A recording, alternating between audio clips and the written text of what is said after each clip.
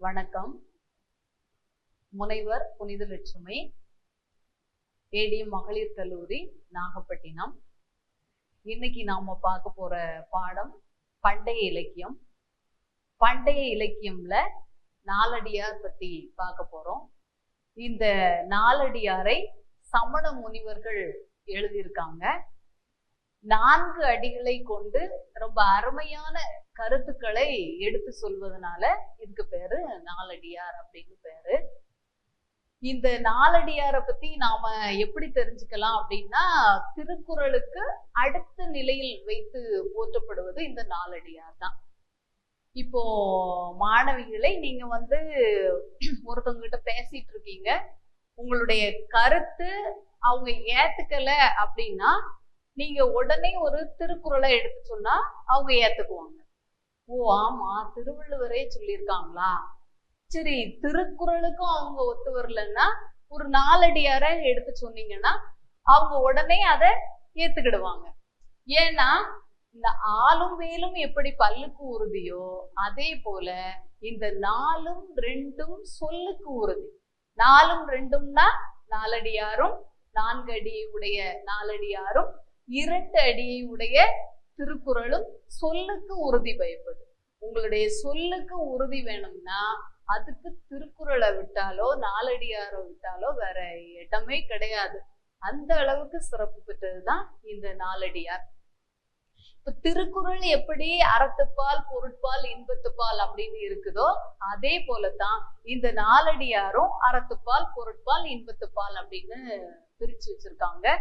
இந்த நாலடியாரினுடைய சிறப்புகளை உணர்ந்துதான் நம்முடைய ஜியு போப்பு கூட அத ஆங்கிலத்துல மொழிபெயர்த்திருக்காங்க.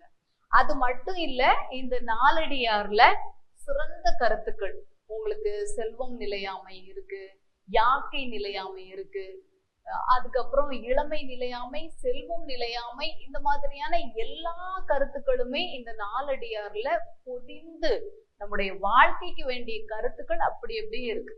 அது மட்டும் இல்ல, ஒரு தனி மனித முன்னேற்றம் எப்படி இருக்கும் அப்படிங்கிறதையும் இந்த நாலடியார் அருமையா சொல்லுது. இப்ப ஒண்ணும் இல்ல, நாலடியார் பத்தி பொதுவான ஒரு பாடலை பார்த்தோம்னா, ஒரு பாடல்ல சொல்றாங்க, ஒரு மனிதன் தன்னை எப்படியெல்லாம் உயர்த்தி கொள்ள வேண்டும் அப்படின்னு அருமையா நாலடியார்ல சொல்லியிருக்காங்க. என்னன்னா, இப்போ ஒரு கொடி, நாம போகக்கூடிய நடக்கக்கூடிய இடத்துல ஒரு சின்னதா ஒரு வேப்ப மரமாவே கூட இருக்கட்டுமே, அது ஒரு சின்ன கொம்பா நிக்குது. அப்போ நீங்க அந்த பாதையில போறீங்கன்னு வைங்க பிள்ளைங்களா, நீங்க அந்த வேப்ப மரம் ஒரு கொடியா அப்படி வளர்த்தியா நிக்குது, அந்த பக்கத்துல போறீங்க. நீங்க என்ன பண்ணுவீங்க, அது வழியில வேற நிக்குது. நீங்க அந்த செடியை பிடிச்சி இப்படி ஒரு அசைக்கிறீங்க, அப்படி ஒரு அசைக்கிறீங்க, அது அங்க இங்கேயுமா ஆடுது. நீங்க போறீங்க, இன்னும் கொஞ்ச நாள் கழிச்சு நீங்க 2 வருஷம் கழிச்சு அந்த பக்கமா வர்றீங்கன்னு வைங்களேன், நீங்க அது ஆடிக்கிட்டு இருந்த கொடி, ஆடு கோடாகி அதரிடை நின்ற கொடி வழியில நிக்குது, அத அசைச்சு பாத்தீங்க.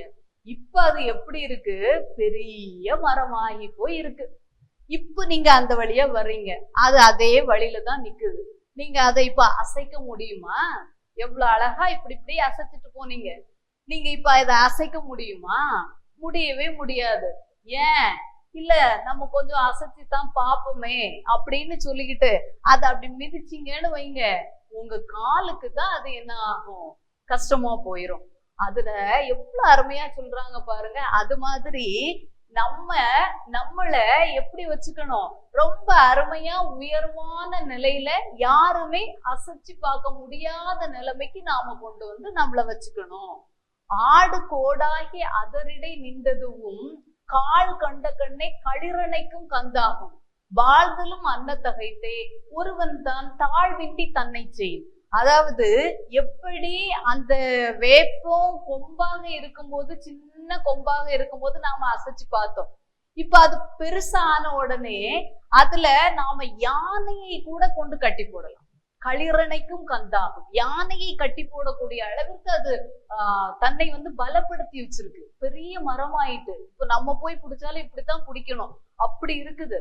அது போல நம்மளும் எதுவுமே தெரியாதப்ப, சின்ன பிள்ளையா அறிவு தெரியாதப்ப இருக்கும்போது அப்படி இருக்கிறோம். ஆனா நீ வளர வளர உன்னையே என்ன செய்து கொள், பெரிதாக, நல்லதாக, இந்த சமுதாயத்திற்கு தொண்டு செய்யக்கூடியவனாக, உன்னை யாருமே அசைச்சு பார்க்கக்கூடிய நிலைமைக்கு நீ உன்னை மாற்றிக்கொள்ள வேண்டும் அப்படின்னு அருமையா நாலடியார்ல சொல்லியிருக்காங்க. இது மாதிரி எவ்வளவோ இருக்குது. செல்வம் நிலைக்காது, அது சகடக்கால் போல வரும். செல்வம்ங்கிறது நாம நினைச்ச மாதிரி இல்ல, வரும் போகும். அதனால நாம இளமை இருக்கும் போதே எல்லா ஒரு நல்ல காரியங்களையும் செய்து கொள்ள வேண்டும்.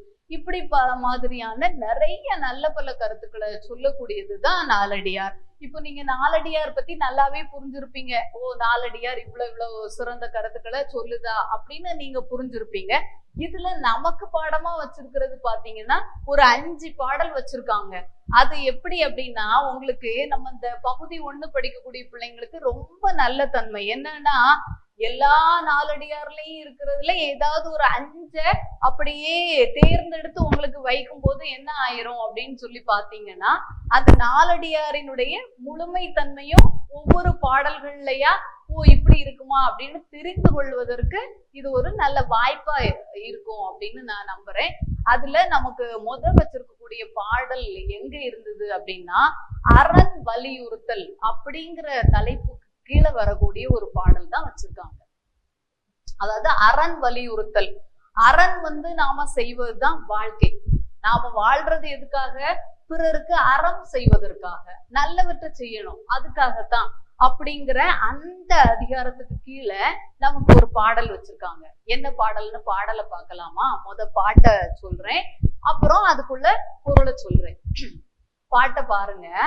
அரும்பெறல் யாக்கையை பெற்ற பயத்தால் பெரும்பயன் ஆற்றவே கொள்க, கரும்பு ஊர்ந்து பின் சாலவும் உதவி மற்றதன் கோது போல் போகும் உடம்பு. அதாவது இந்த அரும்பெறல் யாக்கையை பெற்ற பயத்தால் நாம் இந்த யாக்கையை எப்படி பெற்று இருக்கிறோம்? யாக்கைனா உடம்பு. உடம்பு நாம எப்படி பெற்று இருக்கிறோம்னா, அரும்பெறல் யாக்கை கிடைப்பதற்கு அரியதுமா இந்த உடம்பு. இந்த உடம்பு கிடைப்பதற்கு அரியது. உடனே நீங்க நினைப்பீங்க, என்ன மேம் உடம்பு என்ன, அதுதான் நம்ம எல்லாரும் பிறந்திருக்கிறோமே, எளிமையா தானே பிறந்திருக்கோம், ஈஸியா நம்ம பிறந்துட்டோம் பூமியில அப்படின்னு நாம நினைப்போம். ஆனா பிறவிகள் நிறைய இருக்கு. எவ்வளவு பறவைகள் இருக்கு பாருங்க. எறும்பா பிறந்திருக்கலாம், இல்ல ஒரு பூனையா பிறந்திருக்கலாம், ஒரு நாயா பிறந்திருக்கலாம், ஏன் பாம்பு, பல்லி, இப்படி எத்தனையோ இருக்கு. எத்தனையோ பிறவிகள் இருந்தா கூட நமக்கு இந்த பிறவி என்ன கிடைச்சிருக்கு பாருங்க, கிடைப்பதற்கரிய மனித பிறவி. அதுவும் பாருங்க, அரிதறிது மானிடராய் பிறத்தல் அரிது, அதினும் கூன் குருடு செவிடு பேடு நீங்கி பிறத்தல் அதை விட அரிது. பாருங்க, அப்ப எவ்வளவு இது எதுவுமே இல்லாம நாம நல்லா பிறந்திருக்கோம் அப்படின்னாலே அது பெரிய ஒரு விஷயம். சரி, அப்ப இந்த அரும்பெறல் யாக்கை பெறுவதற்கரிய உடம்பு நாம பெற்றிருக்கோமே, இந்த அரும்பெறல் யாக்கையை பெற்ற பயத்தால் இந்த உடம்பு வைத்து நாம என்ன பண்ணணும்? அரும்பெரும் யாக்கையை பெற்ற பயத்தால் பெரும்பயன் ஆட்டவே கொள்க, எல்லோருக்கும் வேண்டிய பயன்களை உடனடியாக செய்து விடுங்கள். இப்போ உங்களுக்கு தெரியுதா, நாம எதுக்காக பிறந்திருக்கோம்? பிறருக்கு உதவி செய்வதற்காக பிறந்திருக்கோம். என்ன மேம், பிறருக்கு உதவி செய்யவா? ஆமா, நம்முடைய பிறவி எதனால வந்தது? இப்போ நாம பிறந்திருக்கிறது எதுக்காகன்னு நாம நினைக்கிறோம்? நீங்க சந்தோஷமா வாழலாம். பிறவினாலே துன்பம். நாம ஏற்கனவே செய்த தீமைகளுக்கு, தீவினைகளுக்கு வினையாதான் நாம இப்போ பிறந்திருக்கிறோம். ஏன் இது மணிமேகலையில சொல்ல நீங்க கேட்டது இல்லையா? அருமையா சொல்லியிருப்பாங்க பாருங்க. அதாவது மணிமேகலைக்கு சுதமதி சொல்றாங்க, நான் மணிமேகலை மறைஞ்சிருக்காங்க. அந்த நேரத்துல உதயகுமரன் மணிமேகலைய தேடி வர்றாரு.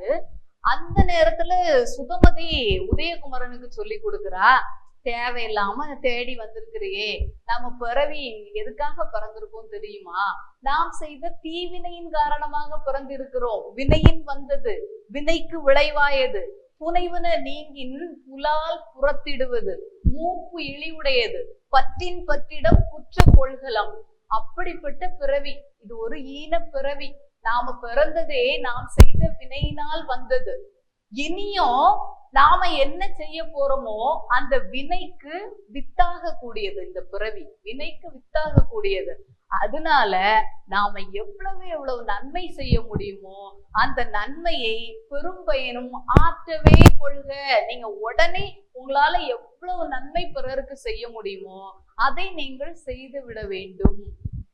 ஏன் உடனே செய்து விட வேண்டும் அப்படின்னா, நம்முடைய உடம்பு இருக்கே, அந்த உடம்பு அதான் நாலடியார்ல மற்ற இதுல எல்லாம் சொல்லுவாங்க என்னன்னா, இளமை நிலையாமையில எல்லாம் சொல்லுவாங்க, உன்னுடைய இளமை நிலைக்காது, நீ இன்னைக்கு இப்படி இருப்பா நாளைக்கு எப்படி இருப்பான்னு யாருக்குமே தெரியாது. ஏன்னா இந்த உலகம் எப்படிப்பட்டது, காலையில சூரியன் உதிக்கும் போது நாம இருக்கிறோம், ஆனா சூரியன் மறையும் போது நாம இருப்போமா இல்லையா அப்படிங்கிறது யாருக்குத்தான் தெரியும், இறைவனுக்கு தான் தெரியும். அதான் அருமையா சொன்னாங்க ஒரு பாடல்ல, ஒருத்தர் சாப்பாட்டுக்கு வேண்டியதெல்லாம் பண்ணி கொடுத்துருக்கிறாரு, அடை பண்ணி வைத்தார், அடிசிலை உண்டார், சாப்பிட்டாரு, மடப்பிடியோடு மந்தனம் கொண்டார், மனைவியோட இருந்து பேசிட்டு இருந்தாரு, இடப்பக்கமே இறை நொந்தது என்றார், கொஞ்சமா நெஞ்சு வலிக்குதுமானாரு, சரி படுத்துக்கோங்க அப்படின்னு சொன்னாங்க, கிடக்கப்படுத்தார், கிடந்தொழிந்தாரே, அவ்வளவுதான், அப்புறம் எந்திரிக்கவே இல்லை. அப்ப பெரும் பயனையும் நாம் விரைவாக செய்து விட வேண்டும். ஏன்னா இந்த உடம்பு இருக்கு பாருங்க, உடம்பு கரும்பு ஊர்ந்து சாறு போல் உதவி பின் அதன் கோல் போல் போய்விடும் உடம்பு, அவ்வளவுதான். இப்ப சின்ன பிள்ளைல எப்படி இருப்போம் பாருங்க, கரும்பு ஊர்ந்த சாறு போல், கரும்பு இருக்கிற மாதிரி நல்ல வலிமையா இருப்போம். ஆனா வயது போக போக போக போக என்ன ஆயிரும், அந்த சாறு பிழிந்த சட்டை மாதிரி ஆயிரும். இப்ப பாருங்க மாணவிகளே, நீங்க எல்லாம் எவ்வளவு அழகா இருக்கீங்க பாருங்க, உங்க கண்கள் வந்து திராட்சை மாதிரி இருக்கு, கண்ணும் ஆப்பிள் மாதிரி இருக்கு, உதடு பாருங்க செர்ரி பழம் மாதிரி இருக்கு. இன்னும் கொஞ்சம் வயசான பிறகு நீங்க எப்படி இருப்பீங்கன்னு நினைச்சு பாருங்க. ரொம்ப வயசான பிறகு தாத்தா பாட்டி எல்லாம் யோசிச்சு பாருங்க, அவங்களுக்கு எப்படி இருக்கும், கண்ணு குழி விழுந்த கண்கள் ஆயிரும், கண்ணும் ஆப்பிள் போல இருந்தது ஒட்டி போயிரும், ஒட்டிய கண், தோல் சுருங்கிய தோல். இப்ப தலையை என்ன மாதிரி முடியெல்லாம் அழகா நீட்டா அதை வாரி அழகா பூ முடிச்சு வந்திருக்கீங்க, அப்புறம் என்ன ஆயிரும், பரட்டை தலை மாதிரி ஆயிரும். அதனால இளமை இருக்கும் போதே உன்னால முடிந்த நன்மைகளை நீ என்ன செஞ்சிடணும், இந்த மக்களுக்கு நீ செய்து விட வேண்டும். உன்னால் முடிந்த நன்மைகளை செய்தோம்னா நாம என்ன செய்யலாம், திரும்ப ஒரு நல்ல பிறவியை அடையலாம். சரி, ஒருவேளை பிறவியே இல்லாத அந்த முக்தி நிலையை கூட அடைந்து விடலாமே. அப்ப நாம என்ன பண்ணணும், இந்த அரும்பரல் யாக்கையை பெற்ற பயத்தால், அரும்பரல் யாக்கையை நாம பெற்றிருக்கிறதுனால உடனே என்னென்ன நன்மைகள் யாருக்கெல்லாம் செய்ய வேண்டுமோ அத்தனை பேருக்கும் அந்த நன்மையை செய்துவிட்டு, இந்த உடம்பு நன்றாக இருக்கும் போதே, கரும்பு போல இருக்கும் போது இரும்பு போன்ற வேலைகளை செய்து முடித்து கொள்ள வேண்டும். அந்த கரும்பு சாறு போய் அதனுடைய கோது போல நம்முடைய உடம்பு போய் வயசாகி நம்மளே நடக்க முடியாம தண்டு கோல் ஊன்றி வரும்போது நம்மால் யாருக்கும் எதுவுமே செய்ய முடியாது. அதைத்தான் நாலடியார் அரண் வலியுறுத்தல்ல ரொம்ப அழகா சொல்லியிருக்காங்க. சீக்கிரம் உன்னுடைய நல்ல வேலைகளை பண்ணுமா, இல்லைன்னா கோது போல் ஆகிவிடும் உடம்புன்னு. சரி, நாம எல்லாம் நல்லது செய்யலாமா? சரிப்பா, சரி. இப்ப அடுத்த பாடலை நாம பார்க்கலாம். பாருங்க, ஒவ்வொரு தலைப்பும் ஒவ்வொரு மாதிரி இருக்கு. அடுத்த தலைப்பு பாத்தீங்கன்னா கயமை. கயமைன்னா என்ன? கயமை மூடத்தனம், கயத்தனம், அதாவது ஒரு நல்லது செய்யக்கூடிய தன்மையே இல்லாத ஒரு கயமை. அந்த தன்மை நமக்கெல்லாம் இருக்கக்கூடாது.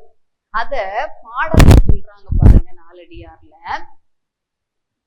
ஒரு நன்றி செய்தாருக்கு ஒன்றி எழுந்த பிழைநூறும் சான்றோர் பொறுப்பர். கயவர்க்கு 700 நன்றி செய்து ஒன்று தீது ஆயின் 700 தீதாய் விடும். பாத்தீங்களா எவ்வளவு அருமையா சொல்லியிருக்காங்கன்னு. ஒரு நன்றி செய்தவருக்கு, நாம ஒரு நல்லவர் இருக்காருன்னு வைங்க. நல்லவர்னா யாரு? சான்றோர்கள். சான்றோர்கள் எப்படிப்பட்ட தன்மை உடையவர்கள்? ரொம்ப நல்ல தன்மை உடையவர்கள். அவங்களுக்கு என்ன இருக்கும்? பொறுமை இருக்கும். சான்றோர்கள்னாலே பொறுமை. பொறுமை கடலினும் பெரிது. அந்த பொறுமை அவங்க கிட்ட இருக்கும். அது போல பணிவு இருக்கும். பணிவு இருக்கும். அடக்கம் இருக்கும். இதெல்லாம் சான்றோர்கள். சொன்ன சொல் மாற மாட்டாங்க. இவங்க எல்லாம் சான்றோர்கள். இவங்களுக்கு நீங்க ஒரு நன்மை செய்து பாருங்களேன். ஒரு நன்மை நீங்க செய்துட்டீங்கன்னு வைங்களேன். ஒரு நன்மை அந்த சான்றோர்களுக்கு செய்துட்டீங்கன்னா அவங்க உங்களை மறக்கவே மாட்டாங்க. சே எப்பா, நாம எவ்வளவு ஒரு துன்பமான நேரத்துல இருந்தோம், இந்த நேரத்துல நமக்கு இவ்வளவு ஒரு நன்மை செஞ்சிருக்காங்களே அப்படின்னு உங்க நன்மைய மனதிற்குள்ள வைத்து போற்றி கொண்டே இருப்பார்கள். ஆனா நீங்க அவங்களுக்கு ஒரு நன்றி தான் செஞ்சீங்க, அதையே மனசுல வச்சுட்டு இருக்காங்க. அதுக்கு பிறகு சில தீமைகள் அவங்களுக்கு நீங்க செய்திருக்கீங்க, சில தீமைகள் அவங்களுக்கு நீங்க செய்றீங்க. ஆனா கூட அவங்க உங்ககிட்ட கோபமே கொள்ள மாட்டார்கள். ஏன்னா ஒரு நன்றி செய்தவர்களுக்கு ஒன்று எழுந்த பிழை 100 சான்றோர் பொறுப்பர். நீங்க எத்தனை பிழைகள் செய்யுங்க, ஆனா சான்றோர்கள் பொறுத்து கொள்ளுவார்கள். ஏன்? காலத்தினால் செய்த நன்றி சிறிதனினும் ஞாலத்தின் மான பெரிது. அதாவது அந்த நேரத்துல ஓடி வந்து செய்யக்கூடிய அந்த நன்றி இந்த உலகத்தை விட பெரிது. அதனால நீங்க ஒரு நாள் ஒரு நல்லதை செய்தத அந்த சான்றோர்கள் தங்களுடைய உயிர் இருக்குது வர மறக்கவே மாட்டாங்க. ஆனா இந்த கயவர்கள் இருக்காங்க பாருங்க, கயத்தனம். எப்படா நம்மள பழி வாங்கலாம், வஞ்சம் தீக்கலாம், கண்ணை காட்டி பேசுவாங்க. அதாவது நம்ம கிட்ட ஒண்ணு பேசுவாங்க, அதையே மத்தவங்க கிட்ட நம்ம பேசிட்டு இருக்கும் போது கூட கண்ணை காட்டி பேசுவாங்க. இது மாதிரி பேசக்கூடிய அந்த கயவர்களுக்கு நீங்க 700 நன்றி செய்திருக்கீங்க. நிறைய நன்றி செய்துகிட்டே இருக்கீங்க, நல்லதா செய்துகிட்டே இருக்கீங்க. உங்களுக்கும் அந்த வாய்ப்பு கிடைச்சது, நன்றி செய்துகிட்டே இருக்கீங்க, நல்லதே செய்துட்டு இருக்கீங்க. ஆனா நீங்க நல்லதுதான் நினைச்சு செய்ததுல கூட 700 நல்லது செய்துட்டீங்க. ஒரே ஒரு தீமை, ஏதோ ஒண்ணு தீமையா முடிஞ்சிட்டுன்னு வைங்க, அதுவும் நீங்க நல்லதுக்கு தான் செய்தீங்க, ஏதோ ஒண்ணு தீமையா முடிஞ்சிட்டு. ஆனா அந்த கயவர்கள் என்ன சொல்லுவாங்க? நீ எனக்கு எல்லாமே இப்படித்தான் பண்ண, நீ செய்த 700 தீதாய்விடும். நீ செய்த 700 என்ன ஆயிட்டு? தீமையாட்டாயிரும். ஆனா நீங்க தீமை செஞ்சீங்களா? இல்ல. அதனால யாருக்கு நல்லது செய்யணும் செய்யக்கூடாதுங்கிறதையும் கொஞ்சம் தெரிஞ்சுக்கணும். சான்றோர்களுக்கு எவ்வளவு வேணாலும் நன்மை செய்யலாம், அதுக்காக தீயவர்களுக்கு செய்யக்கூடாது அப்படின்னு இல்லை. ஆனால் அவர்களிடம் நாம் எதிர்பார்ப்பதை விட்டுவிட வேண்டும். அவர்கள் நல்லதுதான் செய்வாங்க அப்படிங்கிறத எதிர்பார்ப்பதை நாம் விட்டுவிட வேண்டும். ஏன்னா அவர்கள் நல்லவர்கள் அல்ல, சான்றோர்கள் அல்ல, கயவர்கள். இதைத்தான் நமக்கு பாடமாக நாலடியார் சொல்லி தருகின்றது. எனவே மாணவிகள் இதனை பின்பற்றி கொண்டு அந்த கயவர்களிடம் நன்மையை செய்யலாம், ஆனால் அவர்களிடம் நன்மையை எதிர்பார்க்க முடியாது, எதிர்பார்த்து ஏமாறக்கூடாது என்பதை நமக்கு அருமையாக எடுத்து வைக்கிறது அந்த நாலடியார் பாடல். எவ்வளவு அருமையான பாடல் நாம பார்த்துட்டோம். அப்போ கயமை நமக்கு புரிஞ்சு போச்சு, கயவர்கள்ட்ட எப்படி இருக்கணும் அப்படிங்கிறது நமக்கு தெரிஞ்சு போச்சு. சரியா? இப்ப அடுத்த பாடல் நாம பார்க்கலாமா? கல்லாது போகிய நாளும் பெரியவர்கண் செல்லாது வைகிய வைகளும் அப்படின்னு ஒண்ணு நமக்கு கிடையாது. கொடாது ஒளிந்த பகலும் படாவாம் பண்புடையார் கண். அதாவது படிக்காத நாள் அப்படின்னு ஒண்ணு இருக்காது. படிக்காத நாள் ஏதாவது ஒரு நன்மைய, இப்ப வெறும் பாட புத்தகத்தை தான் படிக்கணும் அப்படிங்கிறது கிடையாது. வாழ்க்கையில எவ்வளவோ படிக்கலாம், அனுபவ பாடங்கள் படிக்கலாம். வெறும் அனுபவ பாடங்கள் மட்டும் இல்ல, நீங்க ஒரு நல்ல தன்மையை படிச்சுக்கலாம். ஏன் நம்ம புதுசா ஒரு கார் ஓட்ட கத்துக்கிட்டீங்களா, அது கூட அறிவுதான். கல்லாது போகிய நாள்னு கிடையாது. நீங்க சைக்கிள் ஓட்ட எவ்வளவு கஷ்டப்பட்டு இருப்பீங்க, இப்போ சைக்கிள் ஓட்ட ஆரம்பிக்கும் போது சைக்கிள் உங்களை இழுக்குதா இல்ல நீங்க சைக்கிளை இழுக்கிறீங்களான்னு தெரியாது. அதை ஓட்டிட்டு போகிறதுக்கு கூட, நமக்கு தள்ளிட்டு போகிறதுக்கு கூட அதுதான் நம்மளை தள்ளிட்டு போகும். அப்படி இருக்கும். என்னடா இது சைக்கிள் நம்மளை தள்ளிட்டு போகுதே, இதை எப்படி நாம படிப்போம் அப்படின்னு பாத்தீங்கன்னா, 2 நாள் அது கூடயே கொஞ்சம் முயற்சி பண்ணீங்கன்னு வைங்களேன், அப்படியே ஓட்டிட்டு போக போக அப்புறம் கொஞ்சம் ஏதோ பரவாயில்லையே, நம்மளாலேயும் முடியும் போலையே அப்படின்னு ஒரு நம்பிக்கை வரும். அப்புறம் மேல ஏறி இருக்கிறீங்க, அப்புறம் அப்படியே சரிறீங்க, திருப்பி ஓட்டுறீங்க. இப்படி பார்த்தா கடைசி நீங்க எவ்வளவு அருமையான ஒரு சைக்கிள் ஓட்டக்கூடிய ஆளா மாறிட்டீங்க பாருங்க. அப்படியே சைக்கிள் அந்த 2 சக்கரம் தான் இருக்குது, நீங்க காலையே கீழே ஊனவே இல்லை, நேரே சைக்கிளையே மிதிச்சுட்டு போறீங்க. சரி, சைக்கிளை ஓட்டிட்டீங்கன்னு பார்த்தா அடுத்து பாத்தீங்கன்னா பைக் எடுத்து ஓட்டிட்டு போறீங்க. பைக்கையும் ஓட்டியாச்சா, சரி இனி புதுசா ஏதாவது படிக்கணுமே அப்படின்னு சொல்லிட்டு காரை எடுத்து ஓட்டிட்டு போயிட்டே இருக்கீங்க பழகிட்டு. அப்ப புதிதாக கற்பது எல்லாமே படிக்கிறது தான்.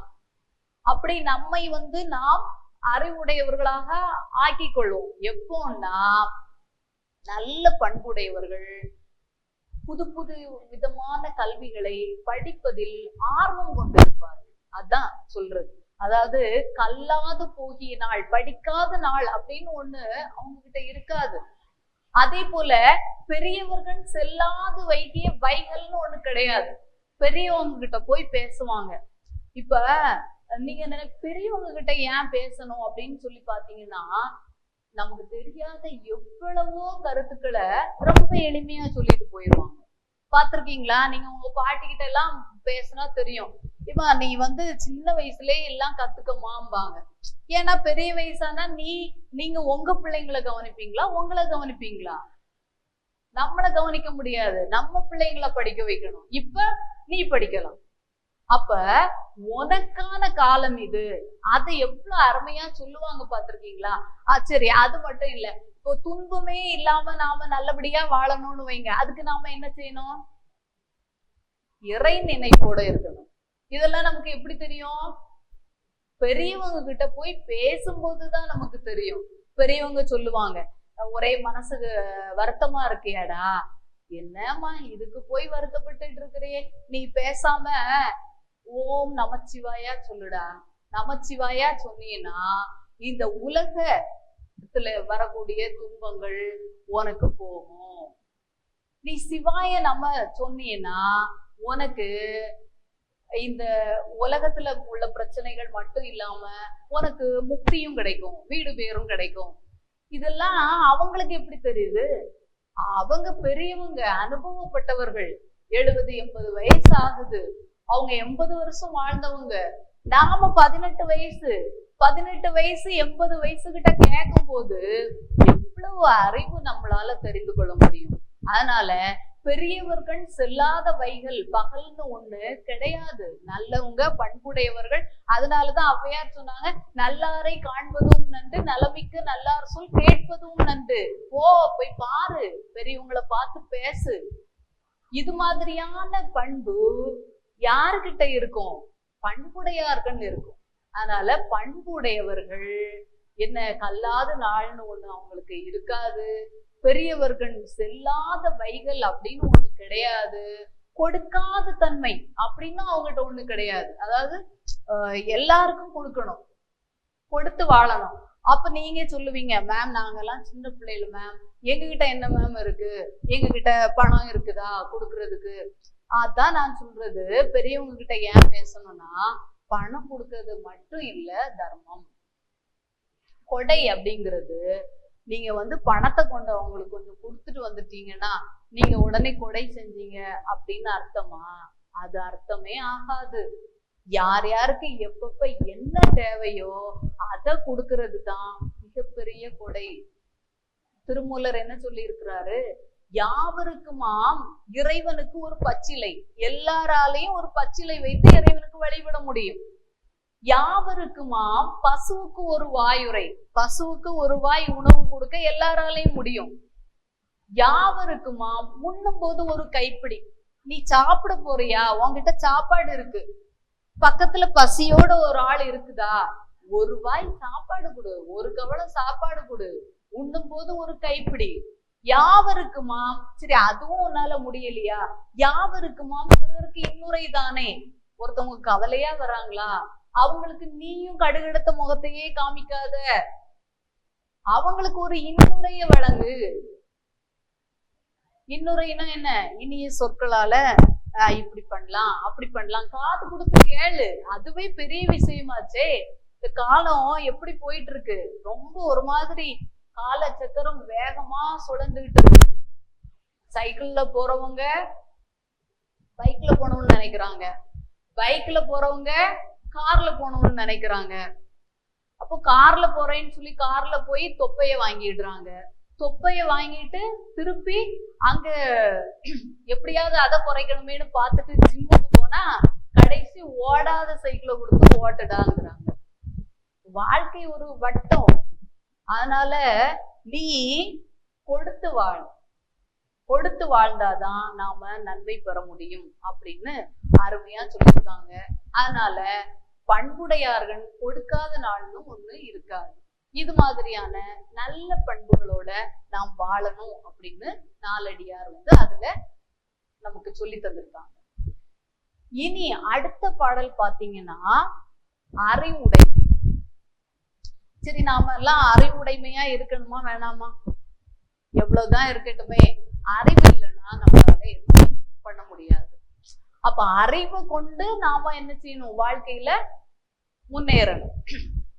அதுக்கு என்ன பண்ணணும் அப்படின்னு சொல்லி பாத்தீங்கன்னா நாலடியார் சொல்லுது, நன்னிலைக்கண் தன்னை நிறுப்பானும் தன்னை நிலைகளுக்கு கீழ் இடுவானும் நிலையினும் மேல் மேல் உயர்ந்து நிறுப்பானும் தன்னை தலைகீழாக செய்வானும் தான். அதாவது உன்னையே நல்ல நிலைக்கண் உன்னை நீ வச்சிருக்கிறியா, அதுவும் நீதான். இல்ல நான் நல்ல நிலையில இல்ல, என்னை நிலைகளுக்கு உன்னையே கீழிடுவியா, அதுவும் நீதான். இல்ல எனக்கு இந்த நிலை பத்தாது, நான் இருக்கிற நிலையை விட இன்னும் இன்னும் என்ன நான் உயர்த்தி கொள்ள வேண்டும், இன்னும் இன்னும் நான் உயரணும் அப்படின்னு இன்னும் உன்னை மேல் நிலைக்கு, ரொம்ப மேல்மட்ட நிலைக்கு ஒன்னு ஆக்கிடுறியா, அதுவும் நீதான். இல்ல அங்க இருந்து நான் அப்படியே வேண்டாம், நான் இப்படியே இருந்துடுறேன்னு தலைகீழாக கீழே வர்றியா, அதுவும் நீதான். எல்லாமே நீதான், எல்லாமே நம்ம எண்ணம் தான். அதான் சொல்லுவாங்க எண்ணம் போல் வாழ்வு. அதுக்கு அறிவு கொஞ்சம் பயன்படுத்திக்கிடணும். நாம எண்ணம் போல வாழ்வு, அது என்ன மேம் எண்ணம் போல வாழ்வு அப்படின்னா, ஆமா நம்ம விருப்பம் தான், நம்ம எந்த நிலைமையில இருக்கோம் அப்படிங்கிறது நம்மளோட செயல்களை பொறுத்துதான். இப்போ நீ ஃபர்ஸ்ட் கிளாஸ் மார்க் வாங்கணும் அப்படின்னு நீ நினைக்கிறா அப்படின்னு சொன்னா அது உன்னுடைய எண்ணம், உன்னுடைய அறிவு அப்படி செயல்பட்டு இருக்கு. நமக்கு ஃபர்ஸ்ட் கிளாஸ் மார்க் வாங்கணும். இன்னும் சில பேர் நினைப்பாங்க எனக்கு ஃபர்ஸ்ட் கிளாஸ் மட்டும் போதாது, நான் இந்த யூனிவர்சிட்டிலேயே பல்கலைக்கழகத்திலேயே முதல் மதிப்பெண் வாங்கணும், நான் 80% 90% வாங்கணும் அப்படின்னு ஒரு பிள்ளை நினைச்சானா நீ 80% வாங்கிருவா, நீ நிலைமைக்கு வந்துருவா, பல்கலைக்கழகத்திலேயே முதல் மாணவியா வந்துருவா. ஏன், உன்னுடைய எண்ணம் எப்படி இருந்தது, பல்கலைக்கழக அளவுக்கு இருந்தது. ஆனா இன்னொரு பொண்ணு நினைக்கிறா நாம நம்முடைய வகுப்புல மாணவியா வரணும், ஃபர்ஸ்ட் கிளாஸ் எடுத்தா போதும், கிட்டத்தட்ட அப்படி வந்தாலே போதும் அப்படின்னு நீ நினைக்கிறியா, நீ அத அளவுக்கு தான் படிப்பா. அப்ப நீ அந்த நிலைமைக்கு உன்னை கொண்டு நிறுத்தி வச்சிருப்பா. அப்ப இப்ப பாருங்க நாலடியார, நீ நல்ல நிலைக்குன்னு உன்னை வச்சிருக்கிறியா, அதுக்கும் நீ தான் காரணம், உன்னுடைய யோசனையும் உன்னுடைய அறிவும் தான் காரணம். இல்ல உன்னை நிலைகளுக்கு கீழே இட போறியா, சில பிள்ளைங்க நினைச்சிருப்பாங்க போதும் ஏதோ இந்த 3 வருஷமும் ஒப்பேத்திட்டு ஒரு டிகிரி ஒரு பட்டத்தை வாங்கணும், பிகாமா இல்ல பிஎஸ்சியா இல்ல பிஏவா வாங்கிட்டு அதோட நாம வீட்டுல இருந்து வீட்டை நல்லா கவனிச்சுக்கணும் அப்படின்னு ஒரு பொண்ணு நினைச்சுக்கான்னு வைங்க, அவ்வளவுதான் அவ படிப்பா, நமக்கு போதும் இது போதும் அப்படின்னு நினைப்பா. அப்ப இந்த மாதிரி வாழ்றதும் இல்ல நல்ல மதிப்பெண் வாங்குறதும் எல்லாம் யார் கையில தான் இருக்கு. வெறும் மதிப்பெண்ணுக்காக மட்டும் இதை நான் சொல்லவில்லை. நீங்க வாழ்க்கையில முன்னேற வேண்டும் என்றால் கூட இந்த அளவுக்கு நான் உயரணும், இந்த அளவுக்கு உயரணும், இல்ல இதுக்கு மேலேயும் உயரணும் அப்படின்னு நினைக்கிறது உன்னுடைய விருப்பம் தானே தவிர, உன்னுடைய எண்ணம் தானே தவிர, உன்னுடைய செயல் தானே தவிர, உன்னுடைய அறிவு தானே தவிர வேற எதுவுமே இல்லை. இதைத்தான் நாலடியார் சொல்லுது. உன்னை தலையாக நீ செய்ய வேணாலும் அது நீதான், இல்ல நிலைகளுக்கு கீழே வரணும்னாலும் அது உன்னால் தான் முடியும். இது அப்போ நீங்க ஒரு இது நினைக்கலாம், மேம் நீங்க இறைவன் வைக்கிறது தானே நமக்கு, இதுல எப்படி நம்மளே நம்மளை செய்து கொள்ள முடியுமா அப்படின்னா, நீ ஏற்கனவே உள்ள பிறவிகள்ல நன்மை செய்திருந்தேன்னா உன்னுடைய அறிவு உன்னை மேல் மேல் நிலைக்கு கொண்டு போகக்கூடிய அளவிற்கு உனக்கு வேலை செய்யும். அப்ப அதுக்கு தகுந்த அளவுக்கு நீ என்ன செய்ய முடியும், உன்னால முன்னேற முடியும், உன்னுடைய எண்ணமும் செயல்படும். எனவே உங்களுடைய எண்ணத்தை எப்பவுமே சிறப்பா வச்சுக்கிட்டீங்கன்னா நீங்க எந்த பிறவி எடுத்தாலும் நல்லதையே செய்துட்டீங்கன்னா நல்ல வாழ்க்கையை நாம வாழலாம் அப்படிங்கிறது தான் நாலடியார் நமக்கு சொல்லி. சரியா? இப்ப அடுத்தபடியா பாத்தீங்கன்னா உங்களுக்கு நட்பு ஆராய்தல். பாருங்க, ஒரு நல்ல தலைப்புக்கு வந்திருக்கீங்க. நட்பு உங்களுக்கு தெரியும் எவ்வளவு பெரிய விஷயம். மேம் நட்பா அப்படிம்பீங்க. நட்புனா பெரிய விஷயம். எப்படி பெரிய விஷயம் சொல்லுங்க பார்க்கலாம். எந்த வகையில பெரிய விஷயம் நட்புங்கிறது? அதாவது நண்பர்கள் அப்படின்னு சொன்னா நல்ல நண்பரா வச்சுக்கணும், இல்லைன்னா பெரிய துன்பத்துல மாட்டிக்கிடுவோம். அதான் திருவள்ளுவர் சொல்லியிருக்காங்க, நீங்க கோடி கொடுத்தாலும் சரி பரவாயில்ல, ஆனா தீமையான நட்பை விட்டு உடனடியாக விலகிடணும்னு சொல்லியிருக்காங்க. நண்பர்களை தேர்வு செய்வதற்கு முன்னால நல்ல நண்பர்களையா தேர்வு செய்யும். ஏன்னா நட்பு இருந்தா தானே வாழ்க்கை நல்லா இருக்கும். அதான் சொல்றாங்க எல்லாருமே, அதாவது உப்பு இருந்தால் தானே உணவு சுவைக்கும், நட்பு இருந்தால் தானே வாழ்க்கை இனிக்கும். நல்ல நட்பு இருந்தாதான் வாழ்க்கை இனிக்கும். அதுல எந்த மாற்று கருத்தும் இல்லை. நல்ல நட்பு இருந்தா வாழ்க்கை நல்லா இருக்கும். நீங்க கூட பாருங்க, உங்க அம்மா அப்பா கிட்ட சொல்லாத கருத்துக்களை கூட, சொல்ல முடியாத காரியங்களை கூட யார்கிட்ட சொல்லிருவீங்க? உங்க உண்மையான தோழன் தோழி கிட்ட நீங்க சொல்லிருவீங்க. அப்ப நட்பு பெரிய விஷயமா இல்லையா? நட்புங்கிறது மிகச்சிறந்த விஷயம். ஆனா அந்த நட்பை ஆராய்ந்து எடுத்துக்கொள்ள வேண்டும். அதைத்தான் நாலடியார் சொல்லுது, ஆராய்ந்து எடுத்துக்கொள்ள வேண்டும்.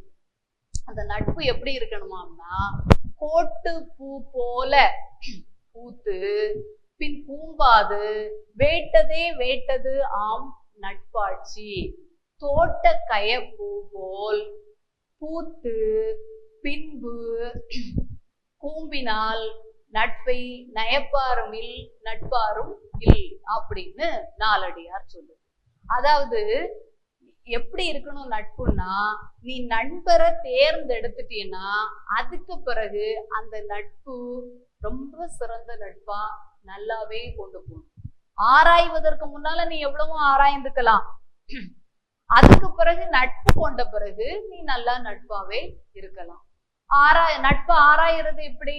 திருவள்ளுவர் அருமையா சொல்லியிருக்காங்க. நண்பன்னா ஓடி உதவி செய்யணும்ல. உடுக்கை இழந்தவன் கை போல் நாங்க இடுக்கன் விளைவுதான் நட்பு அப்படின்ட்டாரு. சரி, அது மட்டும்தானே அப்படின்னா, நமக்கு துன்பம் வரும்போது யாரு துணையா இருக்காங்களோ அவங்கதான் உண்மையான நண்பர்கள் அப்படின்னு அருமையா சொல்லி தந்திருக்காங்க. பாருங்க, நமக்கு துன்பம் வரும்போது அதான் திருவள்ளுவர் சொல்றாரு, கேட்டிலும் உண்டோர் உறுதி கிளைஞரை நீட்டி அளப்பதோர் போல். கேட்டிலும் கூட நாம் ஒரு உறுதியை எடுத்துக்கொள்ளலாம், நம்மை நீட்டி அளக்கக்கூடிய போல் அப்படின்னு சொல்லியிருக்காரு. இப்போ நமக்கு கேடு வந்த காலத்து கூட ஒரு உறுதி உண்டு, இவங்க நண்பரா இல்லையா அப்படிங்கிறத நாம தெரிஞ்சுக்கலாம். அப்போ நண்பரா இல்லையான்னு தெரிஞ்ச பிறகு அவங்க கிட்ட நட்பாவே இருக்கணும். இப்ப பாருங்க, கோட்டு பூனா என்ன? கோட்டு பூனா பெரிய மரத்துல பூத்திருக்கக்கூடிய, கிளைகள்ல பூத்திருக்கக்கூடிய, கோடு கிளை கிளையில பூத்திருக்கக்கூடிய அந்த பூ மாதிரி இருக்கணும். அதாவது அதுக்கு பிறகு அது பூத்த பிறகு கூம்பாது. பூத்த பிறகு அப்படியே விரிஞ்சாப்புல வாடுமே தவிர அது இப்படி கூம்பிக் கொள்ளாது. இப்போ கோட்டு பூ போல எப்படி இருக்கணும் நட்பு? பூத்தது போலவே இருக்கணும். கூம்பாது வேட்டதே வேட்டது ஆம் நட்பாட்சி. அப்படியே விரும்பினபடியே இருக்கணும். நாம ஒரு நண்பரை எப்படி விரும்புறோமோ அந்த விரும்பினபடியே இருக்கணும். அது போல அல்லாமல் தோட்ட கைய பூ போல், தோட்டத்துல அந்த குளத்துல நீர்நிலைகள்ல பூத்திருக்கக்கூடிய கயப்பூனா அந்த நீர்நிலைகள்ல பூத்திருக்க பூ போல காலையில பாருங்க அந்த பூக்கள் எப்படி இருக்கும், அழகா பூத்திருக்கும்.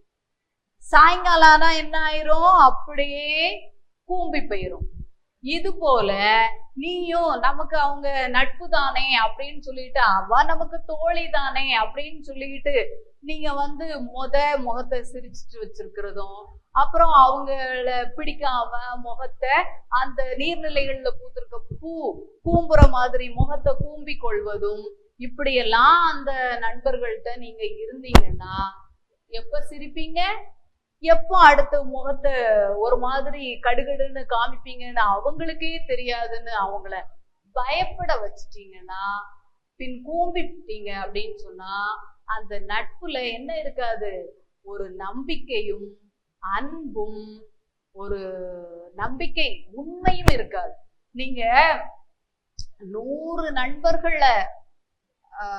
நண்பர்களா வச்சிருக்கிறத விட உண்மையான ஒரு 2 நண்பர்களை வச்சிருந்தாலே போதும். அதாவது 100 வருஷம் அப்படிங்கிறத விட உண்மைதான் அங்க முக்கியம். என்னதான் முக்கியம், நண்பர்களுக்கு முக்கியம் என்னன்னா உண்மையும் நம்பிக்கையும் தானே தவிர வேற எதுவுமே கிடையாது. சில பேர் அப்படி இல்லை, ஆரவாரத்துக்கு ஆர்ப்பாட்டத்துக்கு சும்மா சிரிக்கிறதுக்கு இதுக்கெல்லாம் நண்பர்கள் அப்படின்னு நினைப்பாங்க. அது அல்ல உண்மையான நண்பர்கள். உண்மையான நண்பர்கள் அப்படிங்கிறது உண்மையான நண்பர்கள் தான். அவங்க அதாவது புரிஞ்சுக்கிடுறத விடையும் புரிஞ்சுக்கிடணும், அதே நேரத்துல உண்மை அங்க இருக்கணும். உண்மை இருந்ததுன்னா அந்த நட்பு உலகம் உள்ளளவும் நிலைத்து நிற்கும் அப்படிங்கிறதுல எந்த மாற்று கருத்தும் கிடையாது. அதைத்தான் நாலடியார் என்ன சொல்றாங்கன்னா, நீங்க போட்ட பூ போல பூத்தது போலயே இருங்க. நீர்நிலைகள்ல பூத்திருக்கக்கூடிய கயப்பூ மாதிரி பூத்துட்டு அப்புறம் சாயங்காலம் ஆனா கூம்பிட்டு அடுத்த நாள் காலையில ஆனா விரிஞ்சிட்டு அப்புறம் கூம்பிட்டு இப்படி முகத்தை மாத்தி மாத்தி அவங்க கிட்ட எரிச்சலையும் கோபத்தையும் வெறுப்பையும் காட்டினீங்கன்னா உங்க நட்பை பெரிதாக நினைப்பவர்கள் யாருமே இருக்க மாட்டார்கள். மாணவிகளே, இந்த 5 நாலடியார் பாடல் கருத்துக்களையும் நாம புரிஞ்சு வாழ்க்கையில பயன்படுத்தினோம் என்றால் ஒரு நல்ல வாழ்க்கை வாழலாம். நாலடியார் காட்டக்கூடிய இந்த வாழ்க்கையை நாம் வாழ்ந்து இந்த சமுதாயத்தில் பிறருக்கு உதவியாக இருந்து வாழலாம் என்று தெரிவித்துக் கொள்கிறேன். நன்றி, வணக்கம்.